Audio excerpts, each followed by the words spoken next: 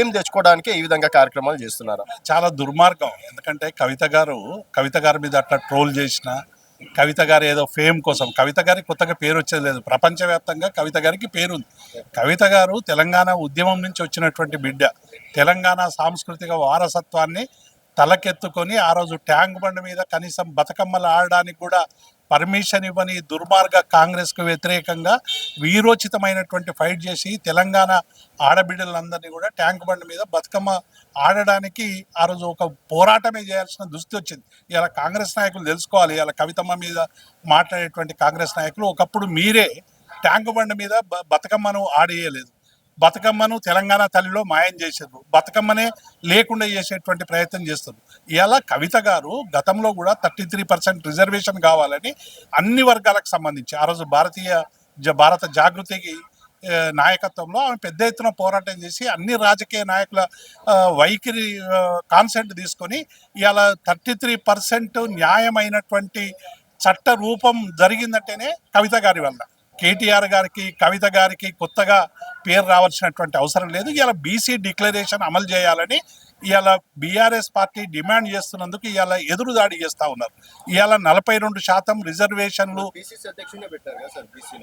అది పెడితే ఇప్పుడు మహేష్ గౌడ్ గారు పిసిసి ప్రెసిడెంట్, ఆయన లేఖలు రాస్తున్నాడు ప్రతిపక్ష పార్టీకి. ఇవాళ 4,000 రూపాయలు 2,500 ఇచ్చి 4,000 పెన్షన్లు ఇవ్వాలని రాజశేఖర రెడ్డికి లెటర్ రాయాలి. బీసీలకు సంబంధించినటువంటి అన్ని గురుకులాలలో లేకుంటే గురుకుల పాఠశాలలో 52 మంది చనిపోయినరు. వాటికి సంబంధించినటువంటి చర్యలు తీసుకోవాలని లేఖలు రాయాలి. మాకు లేఖలు రాస్తే వచ్చేది ఏమున్నది? 2,000 పెన్షన్ చేయాలి, 2,000 నుంచి 4,000 పెన్షన్ చేస్తున్నారు, 6,000 వికలాంగులకు పెన్షన్ చేస్తామన్నారు. వీటన్నిటి గురించి మహేష్ గౌడ్ లేఖలు రాయాలి. ఆయన మహేష్ గౌడ్కి ఏమున్నదని లేఖలు ఎందుకు రాస్తున్నాడు? ఇవాళ బీసీలకు న్యాయం చేయదలుచుకుంటే 42% రిజర్వేషన్లు కావాలని రేవంత్ రెడ్డికి లేఖలు రాయమనండి మహేష్ గౌడ్ గారిని. మహేష్ గౌడ్ గారు ఇప్పటికైనా తెలుసుకోవాల్సింది ఏంటంటే బీసీలకు మీరు 42% కామారెడ్డి వేదికగా డిక్లరేషన్ ఇచ్చిండ్రు, మిమ్మల్ని ప్రజలు ఎన్నుకున్నారు. కాబట్టి ఇప్పటికైనా కాంగ్రెస్ పార్టీ ఇచ్చిన హామీలు అమలు చేయాలంటే ఎదురుదాడి చేసేటువంటి ప్రయత్నం మంచిది కాదు. ఇప్పటికైనా కాంగ్రెస్ పార్టీ 6 గ్యారంటీలను డైవర్షన్ చేసేటువంటి క్రమంలో భాగంగా ఒక్కొక్క ఇష్యూ పైకి తీసుకొస్తా ఉన్నది. కాబట్టి ఇప్పటికైనా ప్రజల సమస్యల మీద దృష్టి పెట్టండి, మామూలు శాపనార్థాలు పెట్టండి. మీరు అన్ని పనులు చేసి ప్రజల మౌలిక సౌకర్యాలు పెంచి మీరు చెప్పినవన్నీ ఇచ్చిన తర్వాత మీరు ఎన్ని శాపనార్థాలు ఇచ్చినా పడతాం. కానీ ఏమి చేయకుండా శాపనార్థాలు పెడితే ఆ శాపనార్థాలే తిరిగి మీకు అందిస్తామనేటువంటి విషయాన్ని మేము స్పష్టం చేస్తాం. ఇప్పుడు అంటే బీఆర్ఎస్ లో అధ్యక్ష పదవి కోసం పోటీ చేస్తున్నారు, పోటీ నడుస్తున్నాయి. హరీష్ రావు గారు, కేటీఆర్ గారు, కవిత గారు, ఎవరికి వచ్చే ఛాన్సెస్ నాకు తెలియదు. మా పార్టీల్లో చర్చ లేని మీడియాలో చర్చ ఉంటే మా పార్టీ అధ్యక్షుని కోసం నామినేషన్లప్పుడు ఎవరైనా పోటీ చేస్తే దాని మీద చర్చించుకోవచ్చు. హరీష్ రావుకు కేటీఆర్కు పోటీ ఎక్కడిది? హరీష్ రావు గారు ఒక నాయకుడు, కేటీఆర్ గారు మా వర్కింగ్ ప్రెసిడెంట్.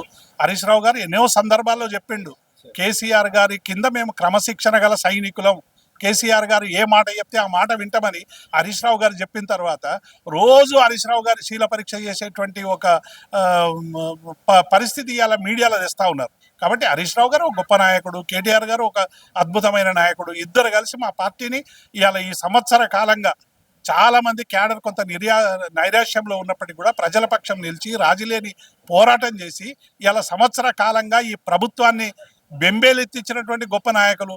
వాళ్ళని పట్టుకొని మీరు మాట్లాడితే ఇది సరైనది కాదు. మా పార్టీ కేసీఆర్ గారి నాయకత్వంలో ఒక బలమైనటువంటి పార్టీ, దృఢమైనటువంటి పార్టీ. కేసీఆరే మా నాయకుడు, మా అధినేత అనేటువంటి విషయాన్ని మేము స్పష్టం చేస్తాం. అరెస్ట్ అయితే చూద్దాం.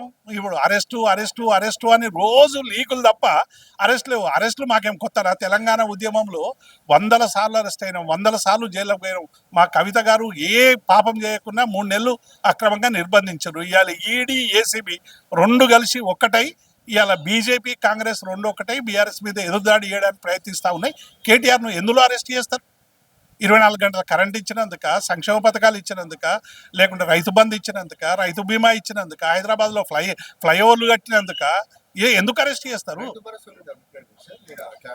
ఇప్పుడు రైతు భరోసా లీకులు ఇస్తూ ఉన్నారు. మేము ఏమంటున్నామంటే ఎటువంటి నిబంధనలు లేకుండా ఎక్స్టెంట్ కానీ లేకుంటే కానీ వ్యవసాయాన్ని ప్రోత్సహించే విధంగా రైతు భరోసాలో నిర్ణయాలు తీసుకోవాలను. కానీ ప్రభుత్వం ఏం చేస్తుందంటే కోతలు పెడతా ఉంది. ఇది కండిషన్ అప్లై ప్రభుత్వం. ఇది కాంగ్రెస్ అంటేనే కండిషన్ అప్లైడ్ ప్రభుత్వం. వాళ్ళకి ఇవ్వం వీళ్ళకి ఇవ్వమని లీక్ ఇచ్చింది. కొద్దిగా వ్యతిరేకత రాగానే ఇక మేము అందరికి ఇస్తామని చెప్పి ఇవాళ పాట పడతా ఉంది. 4వ తారీఖు ఏం చేస్తుందో చూద్దాం.